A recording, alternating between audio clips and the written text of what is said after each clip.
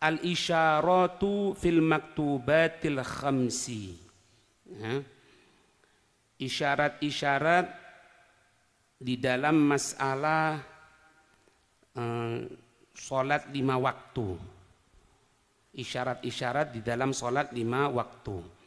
Jadi ini para ulama memberikan pendekatan kepada kita. Dalam urusan agama itu ada yang namanya ubudiyah. Kalau ubudiyah itu sebetulnya tidak perlu dibahas, cukup dijalani. Misal, kenapa orang wudhu itu, keluar angin dari belakang, kok yang dibasuh ini wajah? Nah itu ubudiyah, tidak perlu dibahas sebetulnya. Nah, rahmatnya mereka, para ulama kita, mereka itu mendapatkan sesuatu dari Allah, ilmu yang kita orang ini cukup taslim, percaya. Tapi kita cukup menyatakan itu adalah ubudiyah. Kalau bahasa kasarannya itu gini, ubudiyah itu inti jalani aja, kita jalani aja tanpa dibahas. Kalau ada ulama yang memberikan pendekatan itu sebagai bentuk rahmatnya mereka, para ulama kita. Seperti gambarannya sholat 5 waktu ini. Makanya disebutkan di sini di syarahnya ini isyarat-isyarat atau pendekatan-pendekatan tentang masalah fil maktubatil khamsi, di dalam masalah sholat 5 waktu yang wajib. Al-isyaratul ula, isyarat yang pertama, al-hikmatu fi anna salawati khamsatun, anna salawati wajabat 'alal 'abdi syukran li ni'matil badan. Ya. Hikmah di dalam masalah salat yang ada 5. Disebutkan pertama kali di sini anna salawati wajabat 'alal 'abdi. Yang namanya salat itu jelas wajib atas seorang hamba. Kenapa kita wajib salat? Syukron li ni'matil badan. Sebagai bentuk syukur kita karena diberikan nikmat oleh Allah badan.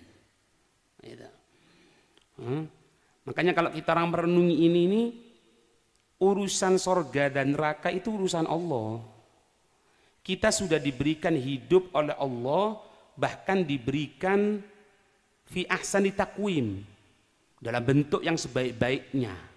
Dalam bentuk yang sebaik-baiknya kita syukur kepada Allah, yang insya Allah syukur itu akan menambahi nikmat, dan nikmat yang terbesar yaitu keriduan Allah. Keriduan Allah artinya mendapatkan kemuliaan berupa menjadi penduduk surga. Ana berikan contoh. Kemarin itu ada satu orang menyampaikan gini. Ini dalam ilmu kedokteran. Kenapa kalau orang itu tidur itu biasanya tengah malam sering kencing? Ya, sering kencing. Kalau kita orang memahami itu kan, oh itu adalah nasallallahu alaihi wasallam, mungkin dia ada gejala diabetes sehingga perlu kencing terus. Ciri-cirinya kan gitu. Tapi sebetulnya bukan itu. Kenapa kalau orang itu sering kencing ketika malam hari? Karena ketika dalam keadaan normal seperti ini, manusia itu dominan menggunakan nafas melalui hidung, bukan melalui mulut. Apa faedahnya nafas itu melalui hidung? Karena kalau kita nafas, setiap satu nafasan itu bisa memberikan satu zat, wallahu a'lam apa namanya, anak lupa, dan memang tidak kepingin tahu, disebutkan cuma ya, itu memancing otak, sehingga otak tadi itu merespon keluar keringat. Ya bukan berarti keringatnya kencing, bukan. Cairannya itu. Nah, ketika kita orang tidur itu banyak menggunakan mulut, nafas. Omane karo ngoro, kaya napuk tok ngono ngoro. Nah, ketika dominan yang menggunakan mulut nafasnya, ini otak kurang untuk merespon, sehingga tidak bisa mengolah menjadi keringat. Jadi apa? Kencing. Gitu. Nek kalau kepingin nyoba, caranya, tapi jangan gunakan plester katanya, karena plester itu ada zat perekatnya, itu bisa jadi racun katanya. Ada ndak tahu di apotek apa namanya gitu, kecil kayak gini, ditarik krek, apa? Ya siapa itu saya tidak paham. Takono Sofyan kok. Itu kalau pengobatannya katanya dengan mulut dikasih plester. Ada pondok ngomong disik loh ya. Lihat ngono kok imam kaget aja. Turu mau plester kaget. Nah, otomatis ketika gini mau ndak mau dari hidung. Ketika dari hidung seperti keadaan normal kita sekarang ini, sehingga apa? Ndak gampang kencing karena jadi keringat. Iki saya didik loh, belum yang lain-lainnya. Iya. Satu kenikmatan diberikan Allah. Syukron li ni'matil badan. Makanya merupakan syukur diberikan badan oleh Allah dan diberikan respon yang hebat sama Allah Subhanahu wa ta'ala. Famuqabiluhu, kalau bahasa gampangannya gini, maka bayarannya untuk itu, maka syukurnya kita untuk itu, meskipun tidak akan bisa untuk menghitung nikmatnya Allah, ganti tidak bisa. Kan tahu itu ceritanya Bani Israel yang ketika dimasukkan surga, sudah masuk surga dengan rahmatnya Allah, ngomong, jangan ya Allah, aku kepingin masuk surga tapi dengan ibadahku, karena dia 500 tahun ibadah, 500 tahun ibadah sama Allah Subhanahu wa ta'ala. Nah, kita orang panjang umur sehat 60, 70 panjang umur ya, hati Ramadan ya, insyaallah, amin ya. Ketika dia mengatakan seperti itu, maka Allah ingin menunjukkan, ya sudah timbangan aja, bukan 2 mata, 1 mata tok. Kenikmatan 1 mata yang diberikan oleh Allah Subhanahu wa ta'ala, 1 pandangan ini, ketika ditimbang 1 mata tadi itu, ternyata nikmat mata mampu mengalahkan ibadahnya yang 500 tahun. Maka ketika itu orang tersebut diperintahkan oleh Allah untuk masuk neraka.